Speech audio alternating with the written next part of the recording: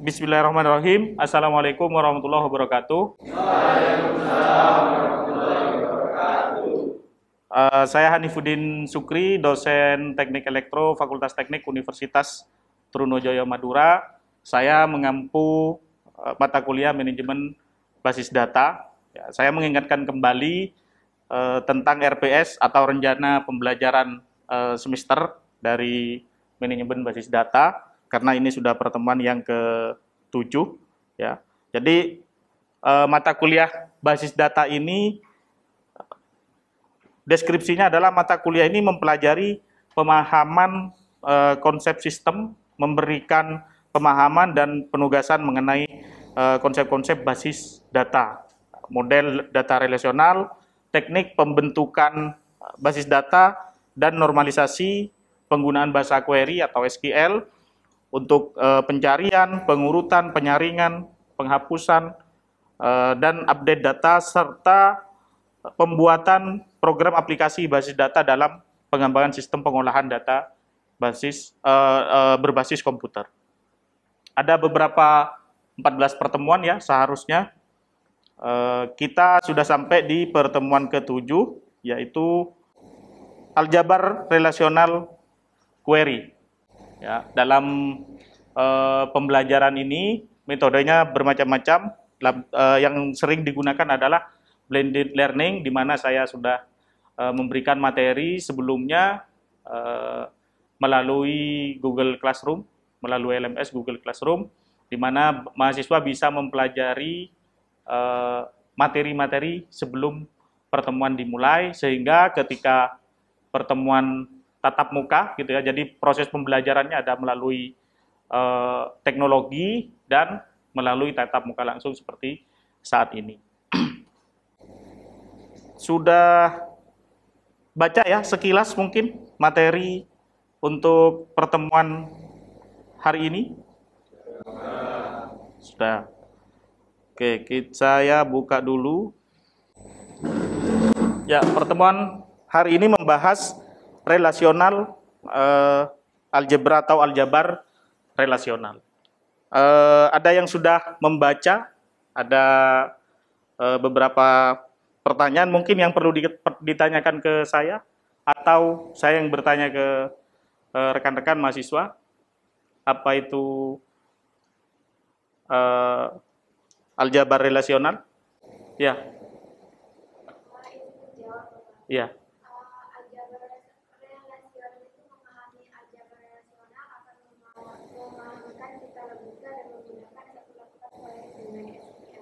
Oh, baik. Jadi aljabar relasional itu untuk memahami ya, untuk memahami nantinya, karena kita akan belajar SQL, Structure Query Language, di mana query-nya itu dasarnya adalah aljabar relasional. Selain aljabar relasional, nanti di pertemuan berikutnya nanti ada kalkulus relasional, seperti itu. Nah, subpokok bahasan yang pertama itu ada formal relational query language, kemudian ada operasi dasar, ya. Operasi dasar itu ada unary sama binary. Ya, jadi ada dua, unary sama binary. Nanti unary itu ada apa saja, binary ada apa saja. Kalau di saya menyimpulkan sekumpulan operasi yang digunakan untuk melakukan manipulasi relasi-relasi. Kita masih ingat relasi itu maksudnya tabel ya. Jadi kalau di sini disebutkan untuk memanipulasi relasi-relasi berarti untuk memanipulasi tabel-tabel. Sangat bermanfaat untuk merepresentasikan execution plan. Jadi ketika kita bikin aplikasi itu biasanya kita sudah tahu nih apa saja data yang dibutuhkan, apa data yang mau diambil, sehingga kita bisa merancang dulu eksekusinya, plan untuk eksekusinya nanti seperti apa, itu melalui aljabar relasional. Akan sangat mudah, betul tadi, akan sangat mudah memahami perintah standar SQL. Karena standar SQL itu dasarnya dari relasional aljabar ini. Ada dua kelompok operasi seperti yang jelaskan sebelumnya, dua kelompok operasi itu ada unary sama yang kedua itu binary, ya. Yang unary ini melibatkan operan selection sama projection. Jadi ada dua, selection sama projection. Yang kedua yaitu operasi binary. Operasi binary ini melibatkan operan union, ya, kemudian intersection, ada difference, ada Cartesian product, ada join. Jadi nanti kita akan belajar contoh-contohnya seperti apa, dan kalau diterapkan di SQL nanti jadinya seperti apa. Yang pertama, kalau di unary kan ada selection sama projection, ya. Pertama operasi select, ya, dia disimbolkan seperti ini. Ada yang tahu ini simbol apa? Kalau logonya Teknik Elektro, tahu logonya apa? Apa? Sigma, ya. Kalau ini sama, ini sigma tapi yang huruf kecil. Ya, kalau sigma huruf besar itu kan kayak angka apa? 3 kembali atau huruf E gitu, ya. Nah, ini sebenarnya sigma cuman dia huruf kecil, gitu ya. Nah, jadi untuk operasi select itu berarti dia memilih, ya, memilih data, digunakan untuk memilih satu subset tuple dalam suatu relasi. Tuple itu maksudnya dia baris, ya. Tuple itu satu baris gitu. Nanti operasinya seperti ini. Jadi sigma, kemudian di kondisi pemilihannya seperti apa. Artinya data yang mau kita pilih itu kondisinya yang bagaimana. Kemudian nama relasinya. Maksudnya adalah nama apa? Kalau nama relasi berarti nama tabel, ya. Kondisi ini ekspresi boolean, ya. Bisa ekspresi boolean. Kemudian nama relasi ini berisi nama-nama relasi yang jumlahnya lebih dari 1, ya. Sifatnya, ya, sifat operasi select ini dia mempunyai sifat komutatif. Artinya dia kondisinya bisa lebih dari 1 karena dia bisa diakumulasikan, dia mengakomodir yang lain seperti itu. Contohnya seperti ini. Jadi sigma kondisi 1, kemudian sigma kondisi 2, nama tabelnya. Artinya kalau kita punya 2 atau lebih kondisi untuk memilih data itu bisa dilakukan karena di situ 1 sampai n, ya. Sehingga urutan kondisi boleh sembarang, misal sigma kondisi 1, kemudian dalam kurung sigma kondisi n, nama tabelnya sama dengan sigma kondisi n, dalam kurung sigma kondisi n, kemudian nama tabelnya apa. Seperti itu. Nanti kita lihat contohnya. Kondisi jika lebih dari 1, ya, dapat menggunakan operator logika. Ya, Anda asing di elektro, operator logika and, or, sama not, ya. Untuk masing-masing kondisi dapat menggunakan operator perbandingan mulai dari lebih kecil yang tandanya begini. Kalau lebih kecil berarti dia lebih kecil 3 misalnya. Berarti data yang ditampilkan 2 dan 1, ya. Pokoknya lebih kecil dari 3. Kalau lebih kecil sama dengan 3-nya ikut, ya. Nah, kemudian berikutnya ada sama dengan, lebih besar sama kayak sebelumnya, lebih besar sama dengan. Kalau yang tanda seru sama dengan apa? Ada yang tahu? Tidak sama dengan. Jadi kalau tanda seru sama dengan itu berarti tidak sama dengan. Ya. Contoh select misalnya, ya, sigma dia nyari data kondisinya di mana namanya itu sama dengan, itu kan sama dengan, ya. Nama itu kondisinya sama dengan Hanifuddin Sukri dari tabel penduduk misalnya. Penduduk itu nama tabelnya. Sehingga dapat dipahami enggak kalau select ini kira-kira nyari apa?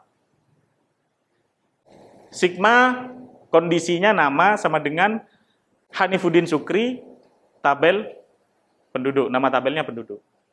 Artinya dia akan select, ya, akan memilih data dari tabel penduduk yang namanya Hanifuddin Sukri. Itu, ya, kira-kira. Bisa dipahami, mudah-mudahan bisa dipahami. Nah, ini menampilkan data penduduk yang mempunyai nama Hanifuddin Sukri. Data yang ditampilkan adalah untuk semua atribut yang mempunyai nama Hanifuddin Sukri. Itu. Jadi kalau namanya Hanifuddin Sukri ada lebih dari satu, ya akan ditampilkan juga. Pokoknya sesuai dengan kondisi. Contoh lain silek misalnya, Sigma nama sama dengan Hanifuddin Sukri. Nah, ini kan kita tahunya dia komutatif ya. Silek ini komutatif, bisa lebih dari satu kondisinya. N, nah, kita kan sudah pakai N. Departemen kode, departemen titik kode departemen, itu sama dengan departemen titik kode departemen N. Berarti ada berapa kondisi? Nama departemen teknik informatika. Berarti ada berapa kondisi?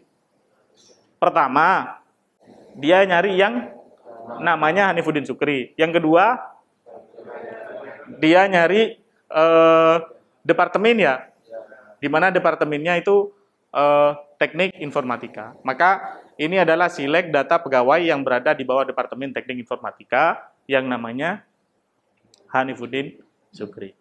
Tuh.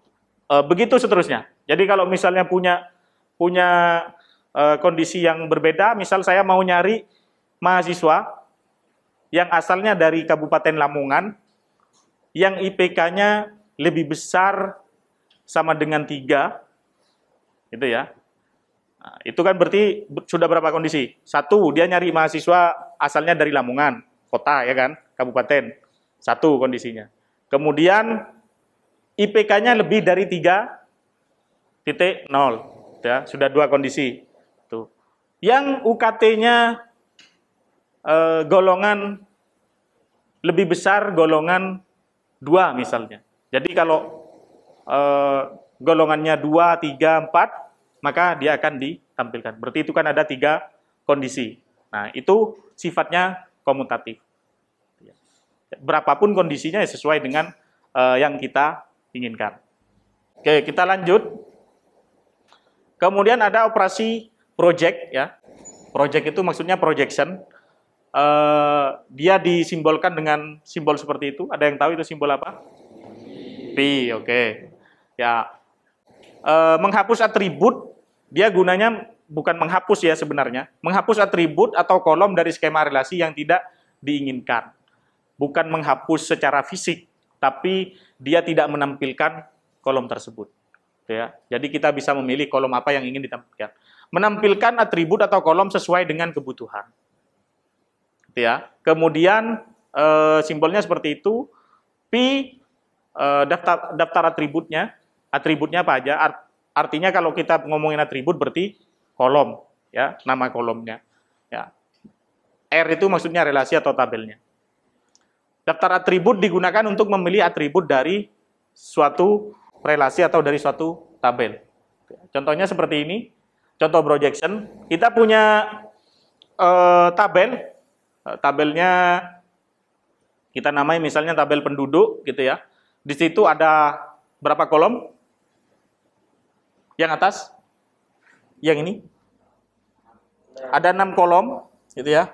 Ada 6 kolom dengan kolom NIK, nama, alamat, RT, RW, kemudian kode lurah gitu ya. Kalau kita projection kan misalnya seperti di bawah ini, ya. Projection, kita pilih atributnya. Tadi kan di dalam kurung itu atributnya. NIK, nama, alamat dari tabel penduduk. Maka yang akan ditampilkan itu hanya sampai kolom alamat saja. NIK, nama, alamat. Ya. Kolom yang lain kemana? Kolom yang lain masih tetap ada, yang ini masih tetap ada, ya. Cuman yang ditampilkan sesuai dengan yang kita proyeksikan. Datanya sama, karena kita cuma memproyeksikan saja atau menampilkan data yang atributnya sesuai dengan keinginan kita. Di mana kita butuh NIK, nama dan alamat. Nah, select itu juga bisa digabung dengan projection, gitu ya. Kalau tadi kan memilih data sama mempresentasikan data atau memproyeksikan data. Nah, bisa digabung, contohnya misal di situ projectionnya A1, A2, berarti kolom A1, kolom A2 yang mau kita tampilkan. Ya, kemudian di select, ya, itu ada kondisinya di mana A1 itu sama dengan set dari tabel R gitu. Maksudnya dari perintah ini adalah dari skema relasi R atau dari tabel R, tampilkan data A1 dan A2 di mana kondisinya adalah A1 sama dengan Z. Ini contoh selection dan projection. Tabelnya masih sama contohnya, tabel penduduk gitu ya. Nah, kita projectionkan pertama, projectionnya nick, nama, alamat. Itu berarti yang ditampilkan cuma 3 kolom saja, ya. Baru kemudian di selection. Di selectionnya dia memilih kondisinya di mana kode lurahnya sama dengan 0104. Maka yang 0104 itu hanya ada 2. Sehingga kalau ditampilkan, yang ditampilkan adalah 3 kolom ini, ya. Kolom NIK, kolom nama, kolom alamat. Dan datanya, karena kita selection berdasarkan kode lurah 0104, maka datanya yang muncul di sini cuman 2, yaitu Hanifuddin Sukri sama Audrey, sesuai dengan yang ada di tabelnya. Menarik ya. Ini kalau di Excel, pernah pakai Excel? Biasanya nyari seperti ini kan pakai filter gitu ya. Kalau di database itu nantinya pakai query. Nama query-nya itu Structure Query Language atau SQL.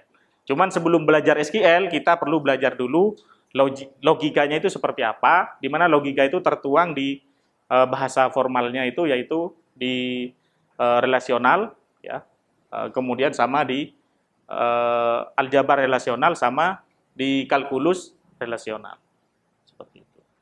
Kalkulus relasional pertemuan berikutnya.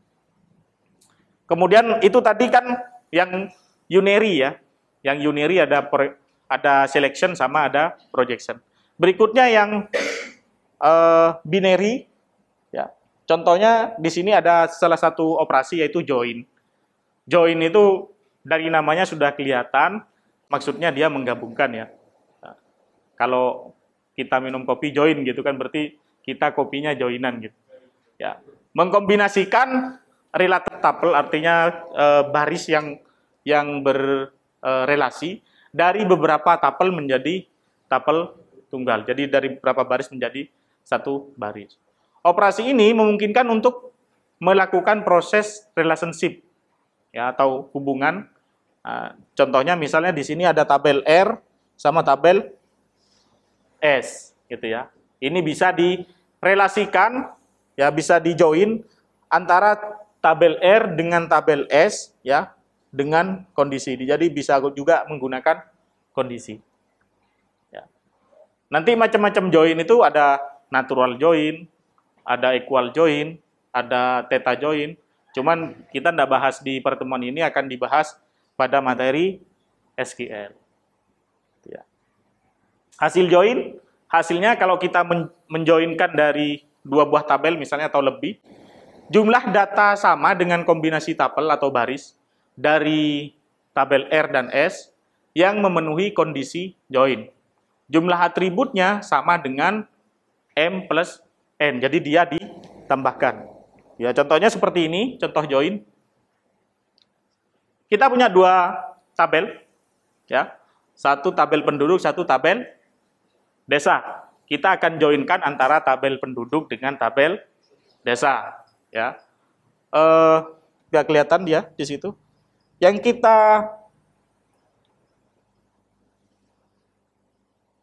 kita joinkan yaitu di sini penduduk ya, titik kode lurah sama dengan desa kode lurah, dan penduduk titik kode lurah itu sama dengan 0104. Artinya kita menggabungkan dua tabel, tabel penduduk dan tabel desa, di mana yang kode lurahnya itu 0104 gitu ya. Kita bisa dilihat di sini ya. Maka hasilnya yang akan ditampilkan seperti yang di bawah ini ya. Tabel penduduk nanti dia datanya sama ya. Datanya sama. Mencari dijoinkan antara tabel penduduk dengan tabel desa di mana kode lurahnya 0104. Maka yang ditampilkan di situ ada dua, ada Hanifuddin Sukri sama Audrey. Gitu ya.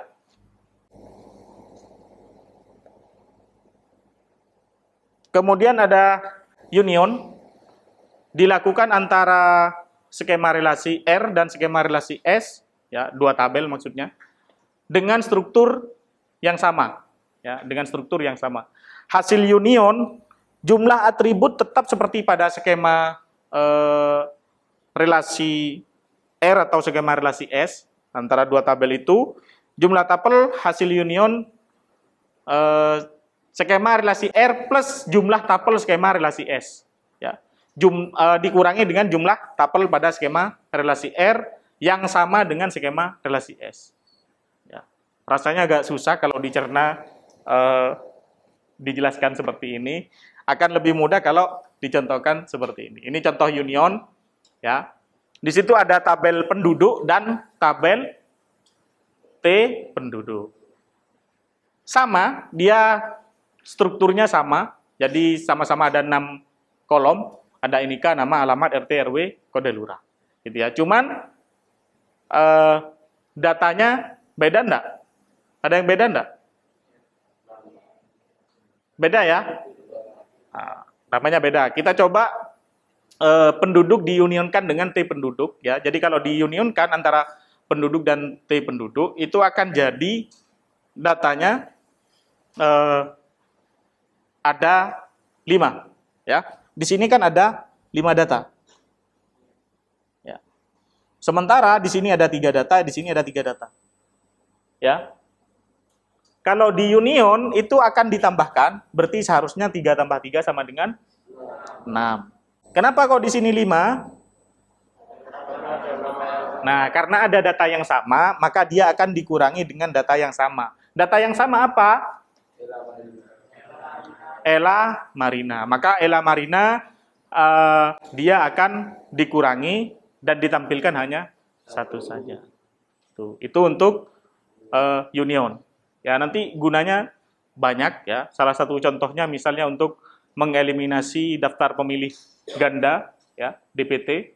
Jadi kalau ada DPT sekian ribu gitu, bisa dicari ada data yang sama atau tidak. Kemudian difference, kalau difference ini lambangnya di min gitu ya. R dikurangi S atau tabel 1 dikurangi dengan tabel yang lainnya. Tabel yang ada pada skema relasi R namun tidak terdapat pada skema relasi S. Contohnya seperti ini ya. Kalau penduduk dikurangi T penduduk ya. Jadi kalau balik lagi ke tadi ya. Kira-kira yang hasilnya adalah Hanifuddin Sukri sama Audrey. Ya, kalau dibalikan ke sini, ya, dikurangi ya, dikurangi tabel yang ada pada skema relasi R, namun tidak terdapat pada skema relasi S. Kebalikannya union. Kalau union kan tadi dia digabung, ditambahkan semua, yang sama itu dikurangi. Itu kalau yang difference, dia data yang tidak ada di tabel yang ini. Ya. Dia akan ditampilkan. Yang nggak ada di tabel ini, apa? Yang ada di sini kan Ella Mariana aja ya. Berarti yang ditampilkan adalah Audrey sama Hanifuddin Sukri. Iya enggak? Kalau ini Husni sama Anggra ini, ya berarti dibalik. Jadi T penduduk ada di depan, kemudian penduduknya ada di belakang. Seperti itu. Karena kita mengoperasikannya tabel penduduk dengan T penduduk, maka yang dimunculkan adalah Hanifuddin Sukri sama Audrey. Ya, ini contohnya. Berikutnya, Cartesian product. Kalau Cartesian product ini dikalikan, gitu ya. R kali S akan menghasilkan jumlah tapelnya, jumlah tapel R kali jumlah tapel S, jumlah atributnya sama dengan M plus N. Nah, contohnya seperti ini.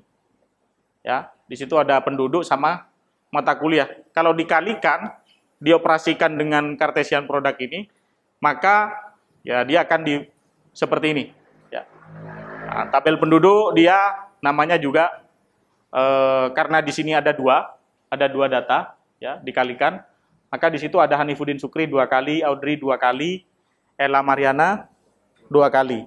Ya. Bedanya apa? Bedanya apa kira-kira? Bedanya di sini ya, karena ini tabel pengalinya. Ya. Jadi ada basis data sama sistem operasi. Ada Hanifuddin Sukri yang diambil basis data, ada Hanifuddin Sukri yang ambil sistem operasi. Begitu juga dengan data-data yang lain. Sampai di sini ada pertanyaan?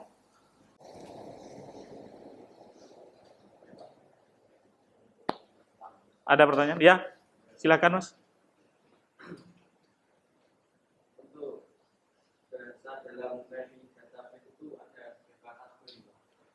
Ya, untuk bahasa dalam database itu ada berapa query?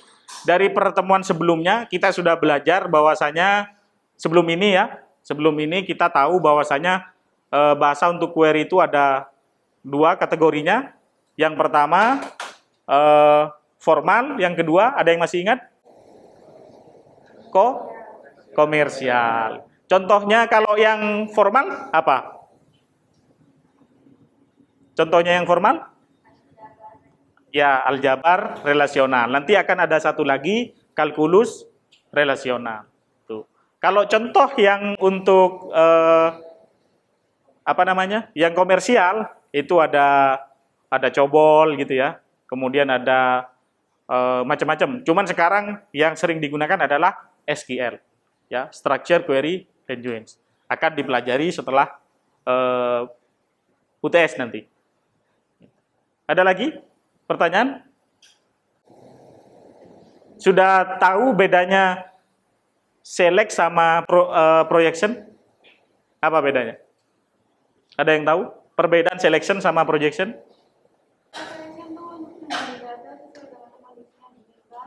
Baik.